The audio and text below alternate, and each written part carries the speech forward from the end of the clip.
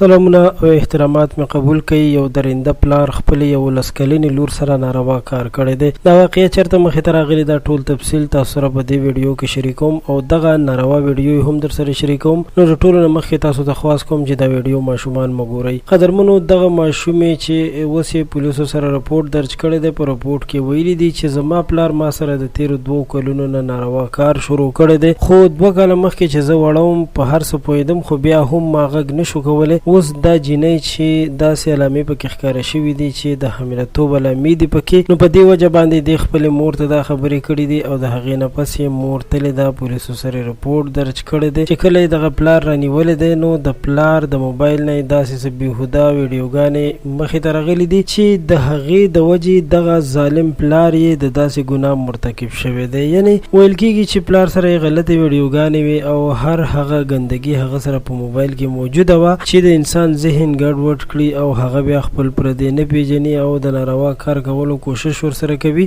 او د شهوت پوره کولو کوشش کوي. نو درنو دوستانو، یقینا ډیره زیاته افسوسناکه واقعه ده. کله چې موږ د دې واقعې نه خبر شو نو ډیر زیات خفه شو چې نن سبا داسې حالات هم شروع شوي دي چې پلار راپسې خپلې سکه لور سره ناروا غلط کار کوي. داسې خلکو ته عبرتناکه سزا پکار ده. درنو دوستانو، دا واقعه د پنجاب په یو علاقه کې شوې ده چې اوس مهال موږ ترې خبر شو، تر تاسو مو دا خبر هم در ورسولو. نو د ویډیو د کتلو مو مننه کوم. له نورو تازه معلوماتو لپاره در سره خان کلیک چینل سبسکرایب کړئ. تر بیا مو په الله سپارم.